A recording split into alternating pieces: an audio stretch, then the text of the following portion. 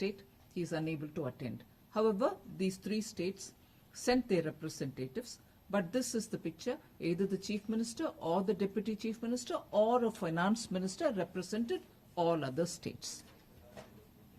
There were some of the issues which were, other than the usual routine of minutes and other things, I'm just coming straight to the issues. Other than the issues which have been pending, which have been taken over, specific decisions have been taken today, which of course the Secretary will get into the details. I must thank every state, the Chief Minister, Deputy Chief Minister and the Finance Ministers who were here for having done 2 or 3 things.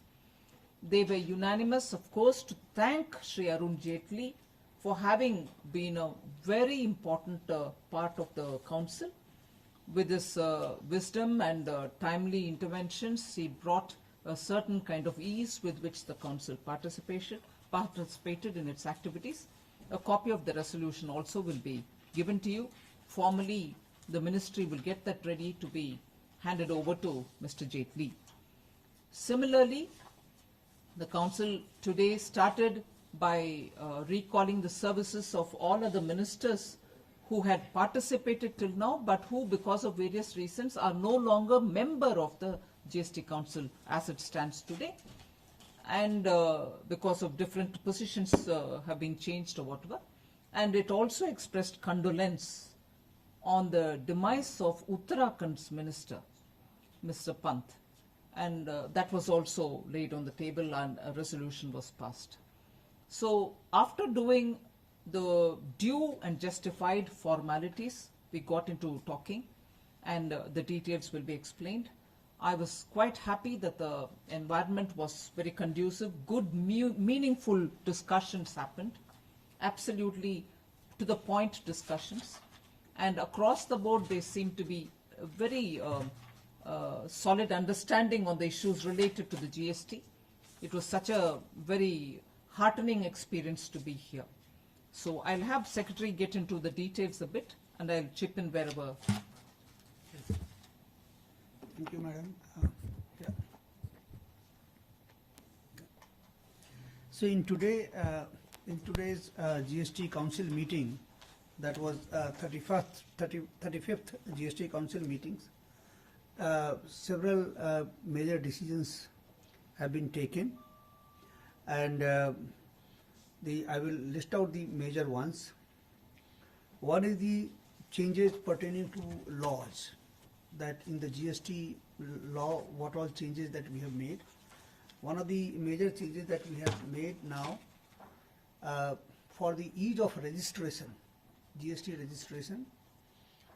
In the earlier system, people had to give various documents, submit in a physical forms or scanned forms, proof of identity, proof of address, several other documents.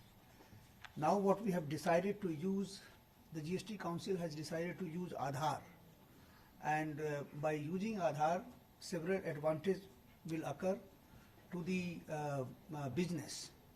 The person who is applying, he can go online using his Aadhaar number, and through OTP authentication, he can register himself on the GSTN portal and get the GSTN registration number. So that is a major decision that has been taken so far as the ease of doing business is concerned.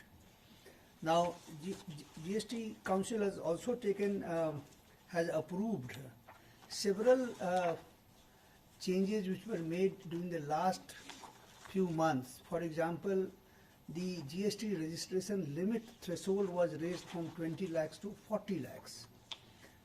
Earlier it was done through the notification. Now appropriate changes have been made in the laws. So that is what the GST Council approved. Similarly, the frequency of the returns.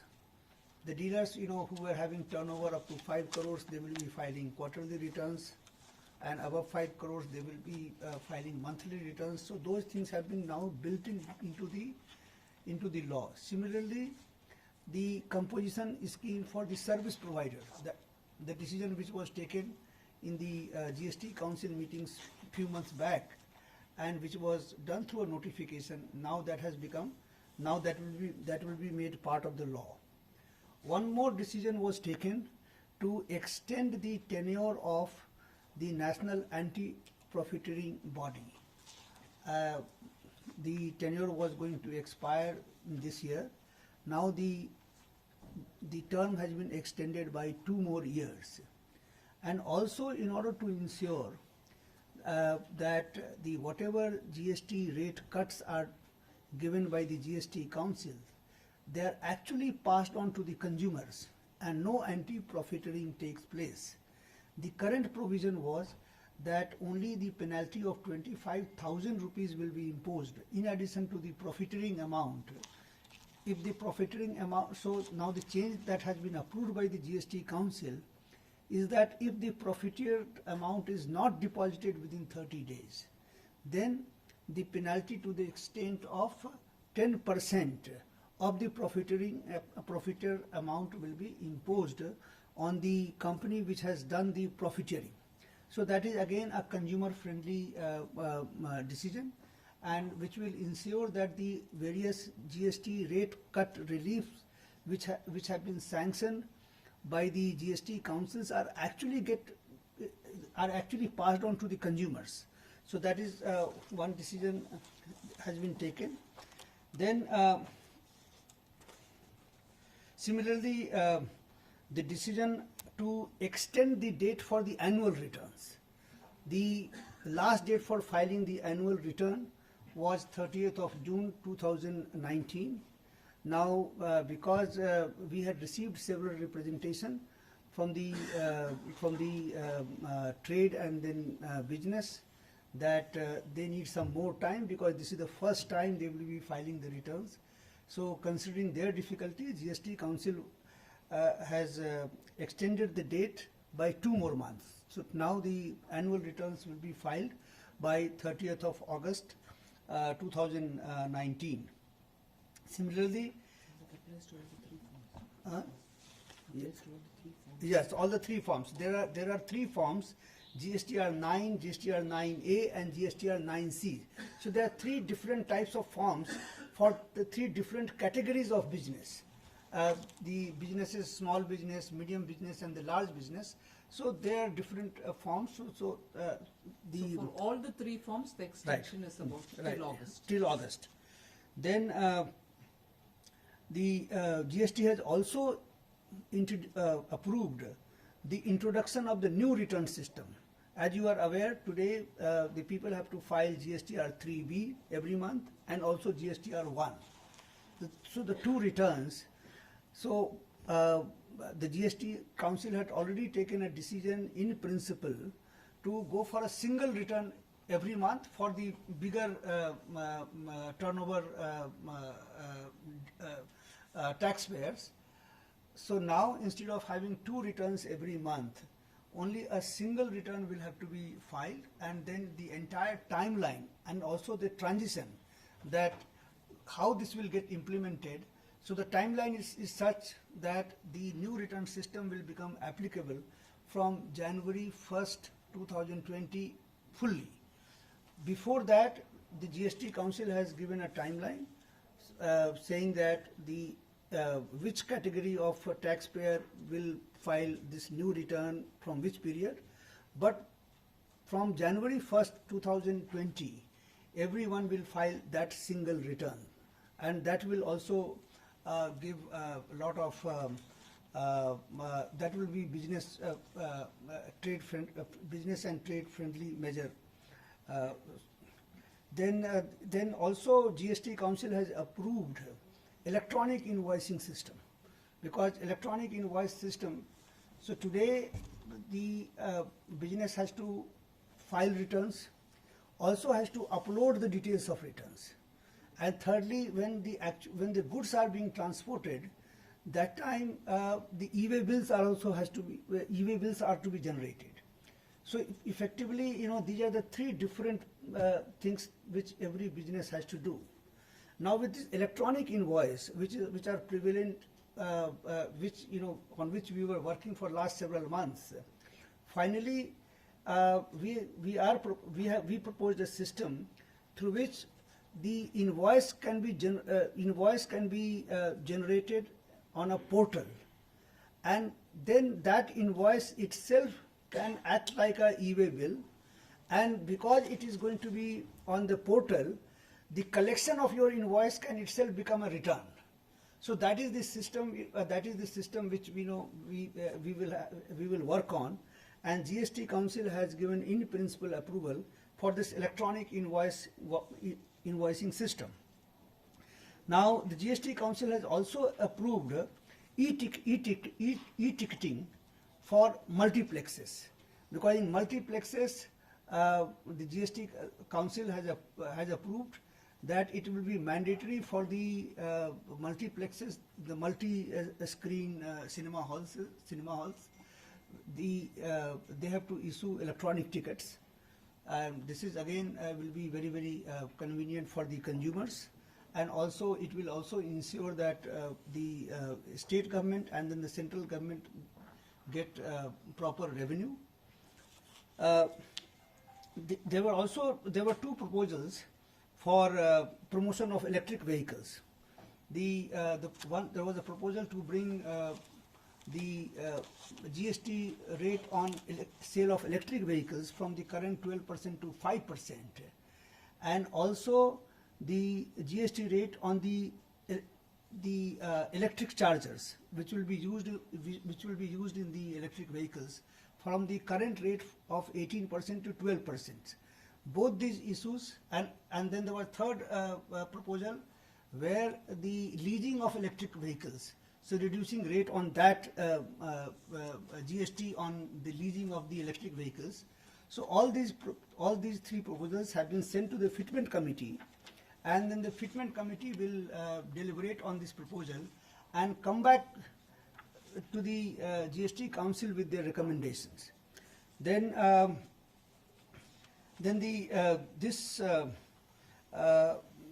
GST Council discussed the reports given by the group of ministers on lottery, and in this case the report of the group of ministers was discussed in detail, and views of every state was taken, and finally the GST Council has decided that there are two cases.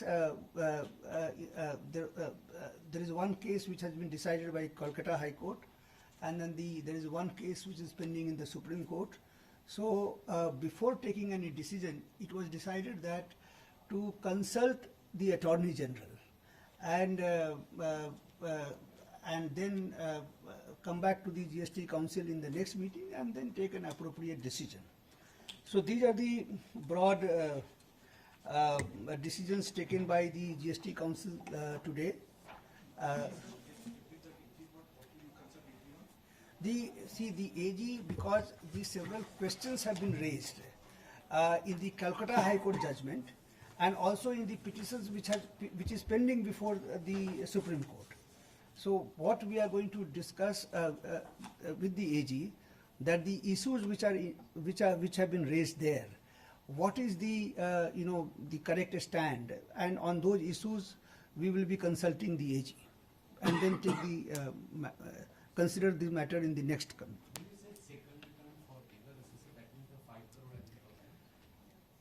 Yeah, no, even the smaller, yeah, the quarterly also will have also the similar, again the single return. Yes, exactly, yes. It's not to check whether the council is empowered or not. The issues before the court were about whether states can have one or two rates. Will it be illegal for states to have, or will it be untenable for states to have two rates, are issues which are being discussed in the court. As it is, the court itself has said, please let the council decide on it. The opinion of the AG is being sought to the limited point of whether, if you look at Article 304, a product which is the lottery ticket being one item, one commodity, one good, And the principle which is being used in the GST is that all goods within one country, one tax, one rate, whatever. In that context, highlighting Article 304, it was felt that one clarity be obtained seeking AG's view. It is not on the question of whether Council can or cannot. It is not at all on that. It's only the clarity as much as on Article 304.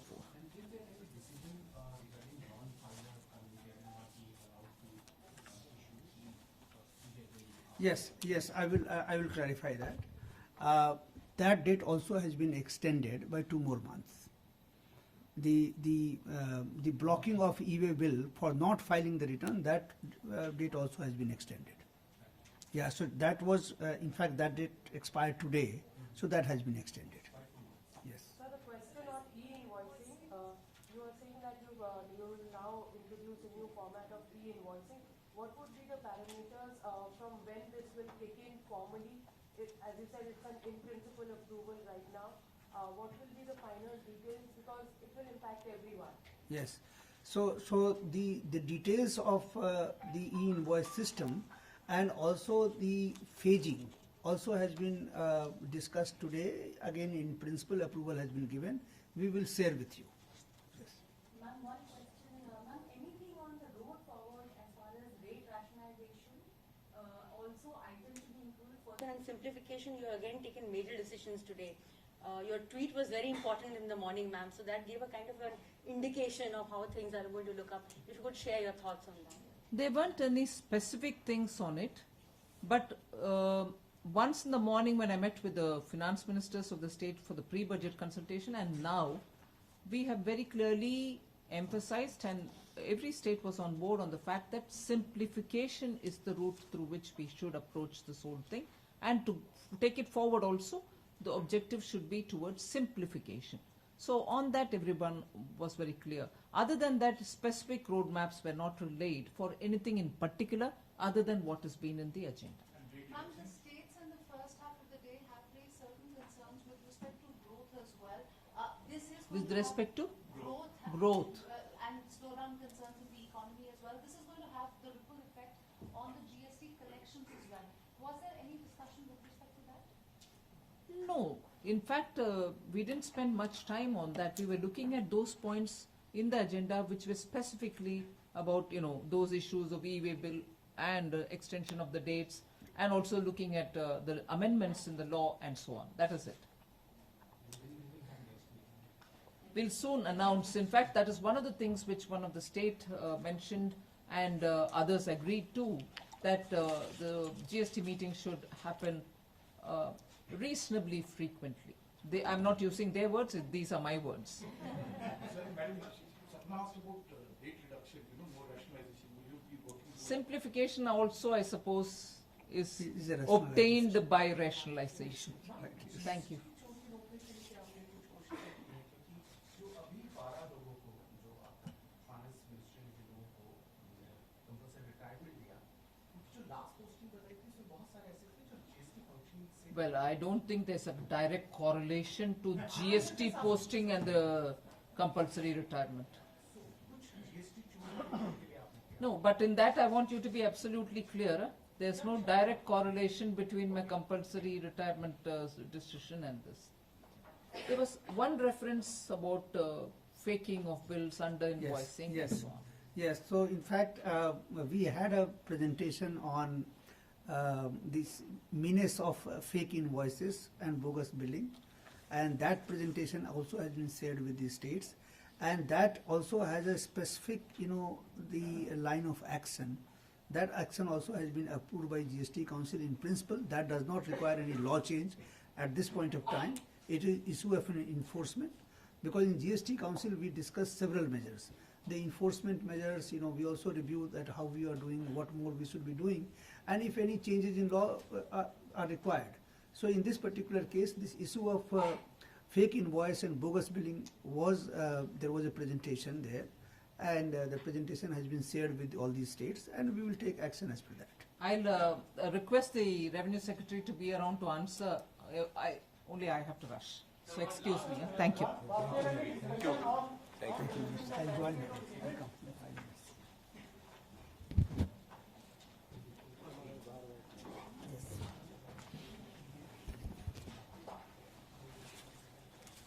Sir, how big is the revenue concern? Because revenues are big below the arming rate.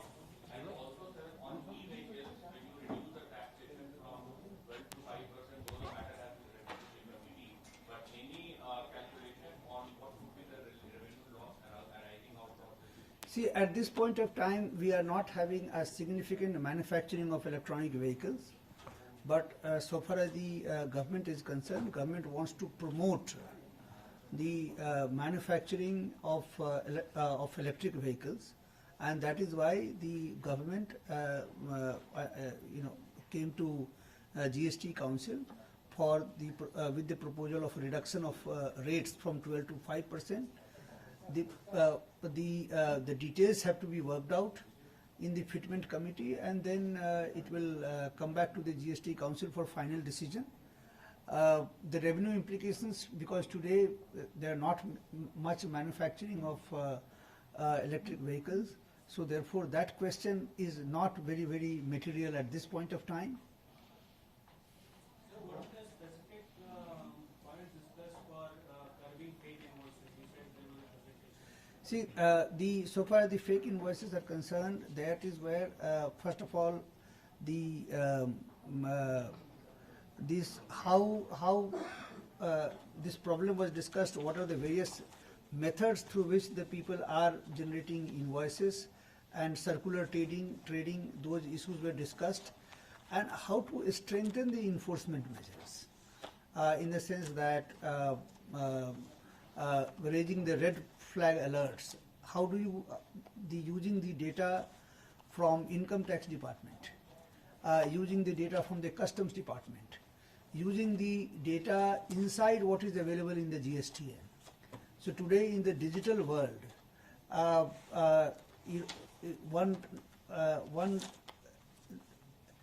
not every time one has to go and physically go and inspect a business to figure out whether he's doing a genuine business or he's doing some suspicious kind of a transactions.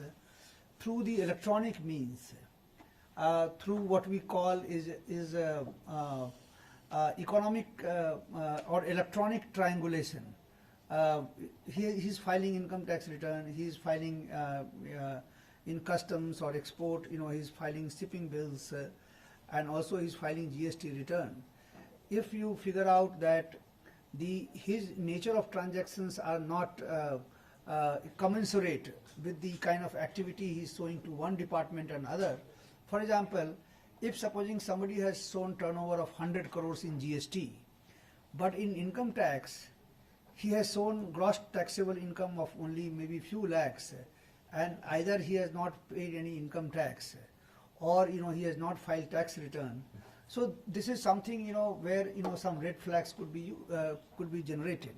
Similarly, supposing somebody has exported a huge shown export of huge quantity, and or vice versa, the import of huge quantity, and he has not filed GST return, or he has not filed income tax return, or if he has filed, he has shown a different level of transactions. So those are the things which can be tracked, and that activity has already been started. And you may have read in the newspaper that just few days back we did identify few thousand such dubious exporters, not by going and physically going and raiding those exporters, but through this data analytics we have been able to find them, and then we are able to stop them. So the whole idea is that how do you use the data which are available with the various agencies, and through that data triangulation you try and zero in to the suspicious transactions and suspicious people, so that the genuine business do not get impacted. Yes. Thank you. Thank you. I think I also have to rush. Thank you. Thank you very much. I saw that. 100 No, 1 minute.